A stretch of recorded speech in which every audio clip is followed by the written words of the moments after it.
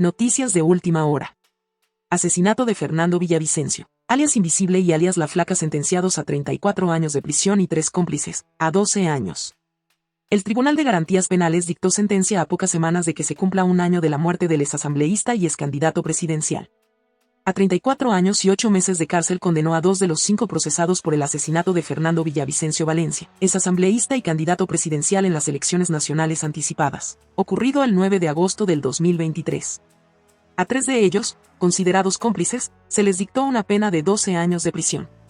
El Tribunal de Garantías Penales de la Corte Provincial de Justicia de Pichincha dictó su sentencia este 12 de julio de 2024, acogiendo el pedido de la Fiscalía General del Estado, contemplando el artículo 140 del Código Orgánico Integral Penal, que va de 22 a 26 años.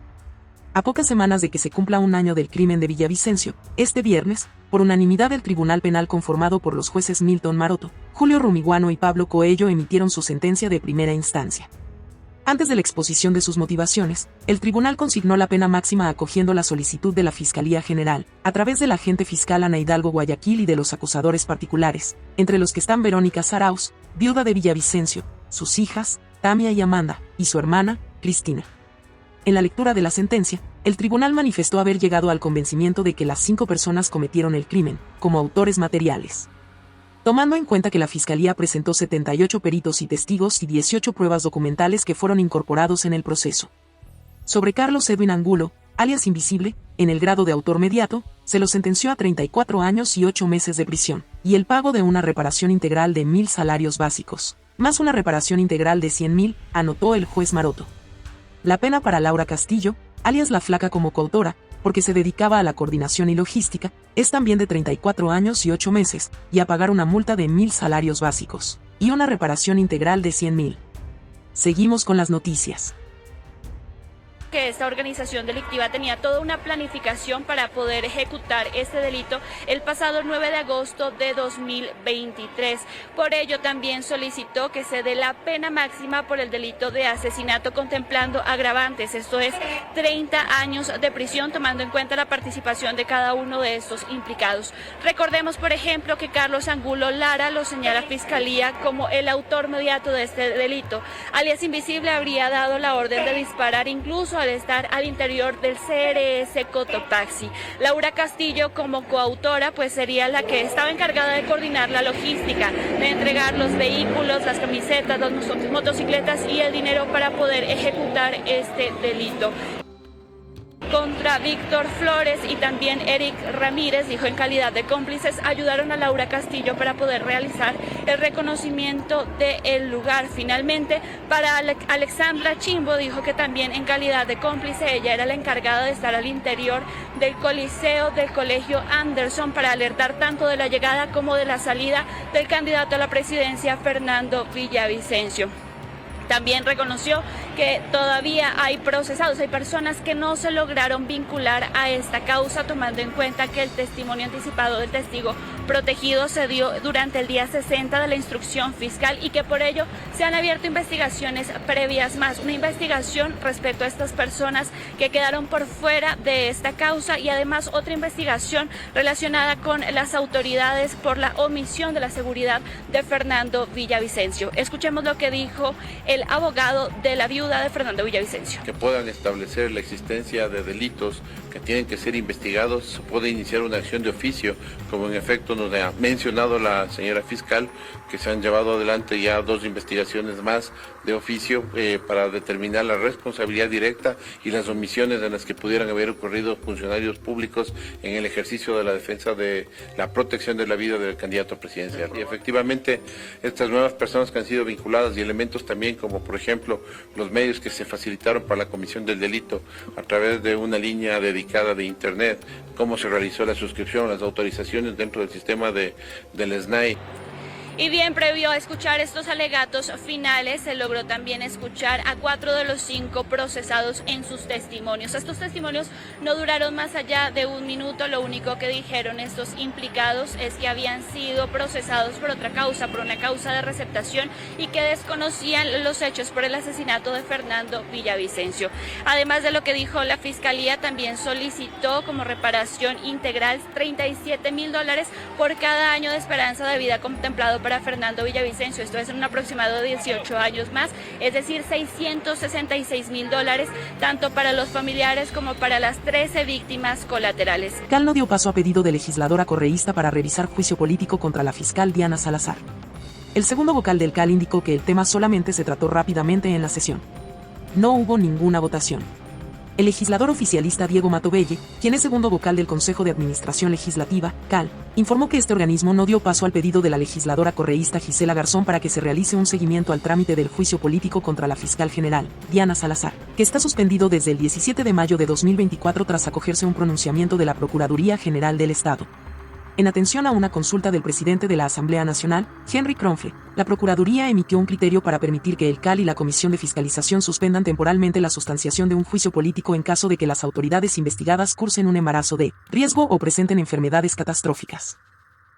Salazar está embarazada y tiene una condición de alto riesgo, según certificados médicos que presentó en la Asamblea Nacional. En una entrevista con el medio digital La Posta, Matovelle indicó que la motivación que Garzón presentó fue algo muy direccionado contra la fiscal. En el CAL, en una sesión que fue reservada, se revisó un informe médico de la señora fiscal y no se dio paso al pedido de Garzón, porque realmente no es algo donde tengamos que apuntar. Sabemos cuál es su estado y existe ya una certificación médica. Seguir en algo que no es de interés de los legisladores no puede avanzar, precisó Matovelle. El legislador indicó que el tema se trató rápidamente en la sesión del CAL, no se dio paso, no hubo ninguna votación, así de rápido fue. El pasado 11 de julio, la fiscal general emitió un comunicado en el que rechazó que se ponga en duda la condición de alto riesgo en su embarazo y las intenciones de Garzón de que se revise su estado de salud para retomar el juicio político. Emplazó a los mentirosos e inescrupulosos a que designen 3 médicos para que constaten su situación. ¿Qué van a hacer cuando los mismos médicos que ustedes pongan den fe de que todo lo que han dicho ustedes es mentira?, cuestionó. Queda claro, por si alguna vez tuvieron la duda, que esta gente busca desesperadamente separarme de mis funciones como fiscal general del Estado, porque no les interesa llegar a la verdad procesal de los hechos. Como decía, quieren seguir viviendo en la impunidad. Apuntó y aclaró que en ningún momento se está aferrando al cargo y que lo que tiene es la esperanza de mejores días para el país. Salazar afirmó que iniciará las acciones legales pertinentes por las filtraciones que se han dado sobre su embarazo y su vida personal. No voy a permitir que se sigan metiendo con lo más sagrado que hay en mi vida, mi familia, aseguró. La Fiscalía General informó la mañana de este 12 de julio que Salazar tomará las vacaciones anuales que le corresponden según la legislación vigente. Su reemplazo será el fiscal subrogante Will Sontoenga. En más noticias. La Organización Internacional de Policía Criminal emitió la notificación roja para localizar y capturar a Adolfo Macías Villamar, alias Fito. Con esto, el cabecilla de los choneros, prófugo desde el pasado 7 de enero, se convierte en uno de los sujetos más buscados del mundo. Fue a través de esta publicación que la Policía Nacional este 11 de julio dio a conocer públicamente la notificación roja emitida por la Interpol para hallar y capturar a Adolfo Macías, alias Fito. La alerta emitida para 196 países cuenta con esta fotografía, que corresponde a la última imagen conocida del cabecilla de los choneros, en la que se lo observa con barba y cabello largo. La alerta llega tras cerca de 7 meses de que alias Fito fugara de la regional de Guayaquil, una de las prisiones más grandes del país, y que al mismo tiempo controlaba. Pero no es la primera vez que Macías se le escapa a las autoridades del SNAI.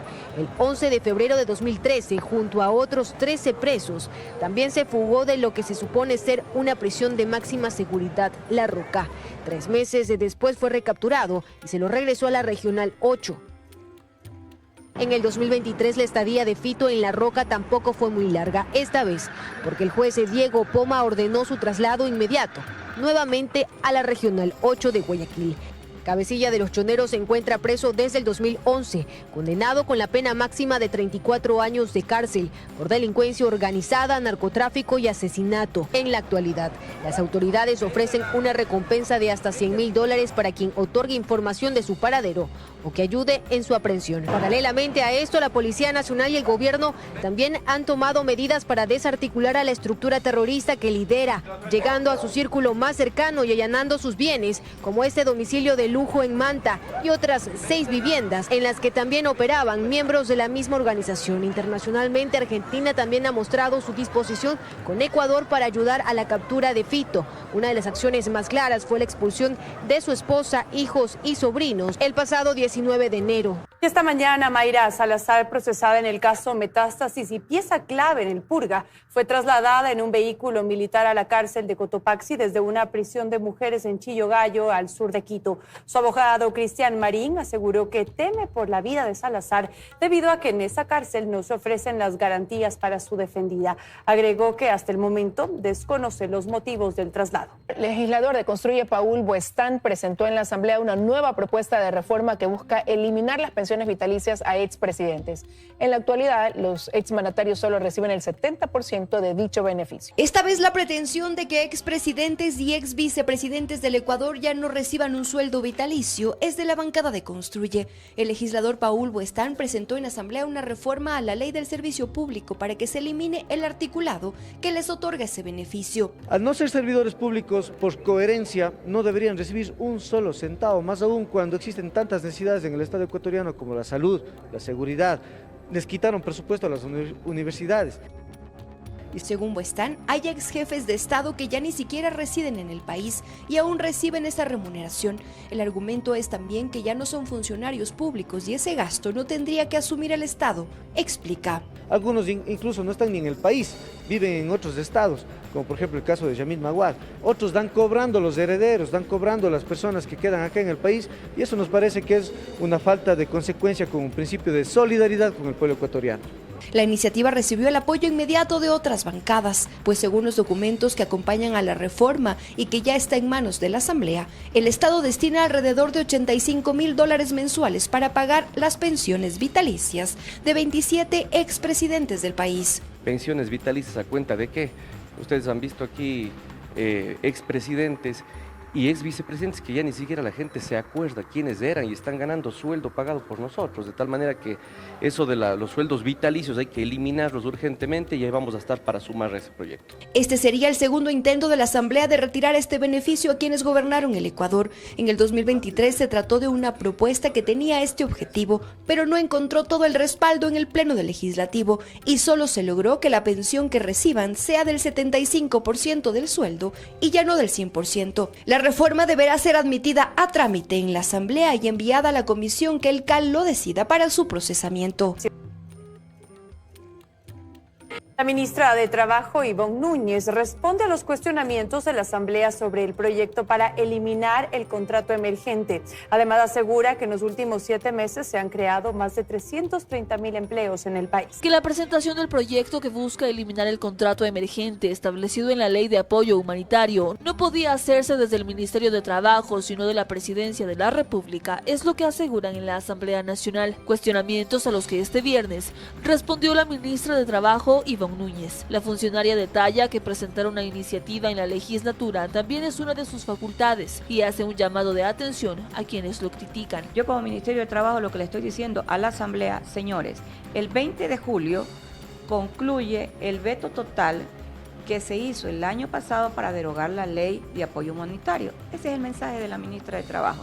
Así que trabajen por los trabajadores. Con este proyecto, según la ministra, se frenarán los abusos ocasionados por la aplicación de estos contratos, pues si llegara a aprobarse, quienes laboran actualmente bajo esta modalidad deberán pasar a un contrato indefinido. El contrato emergente tiene una característica, es solo de 1 año, debe darse por concluido, por una sencilla razón, porque el contrato emergente nació en una época determinada, que fue la época de la pandemia. A esta medida se suman otras para mejorar el acceso al empleo en el país, que según la ministra ya dejan frutos. Por ejemplo, desde diciembre de 2023 hasta junio de 2024 se generaron 339.150 nuevos puestos, de los cuales el 31,8% corresponde a mujeres y el 68,16% a hombres. La primera actividad que se registra está ubicada en la actividad de agricultura, ganadería. El segundo es comercio al por mayor y al por menor, reparación de vehículos. La tercera actividad son servicios administrativos de apoyo. Las provincias en las que más se registran contratos son Guayas con 108.336, seguido de Pichincha con 97.888 y Azuay con 20.916. De esta cifra